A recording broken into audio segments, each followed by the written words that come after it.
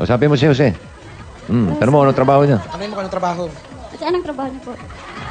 Dapat may mikropono para Ano po, ano po? Ano po yun, ate? Ano po yung trabaho? Ay, naku, ako po yung proud na pagiging tambay po. Tambay? Tanong mo, mahirap Mabuti maging tambay. naman. Tanong mo, mahirap maging tambay. Mahirap po bang maging tambay? Ayan. Ano po siya? Yan, pinaiyak mo. Hindi ko po talaga. Oo, kala mo. Po ako talaga yan na yung ginusto ko eh. Tinanong pa lang ako ng magulang ko kung anong gusto kong maging. Sabi ko, nanay, gusto ko talagang maging tambay, nay. Kaya nung natupad ko yung pangarap ko, mahirap man pero pinipilit kong kayanin to. Okay. Ano, okay lang. Sabihin mo, Paano maging mahirap na maging tambay? Mahirap po maging tambay, biruin nyo. Pagkagising nyo, kakain kayo.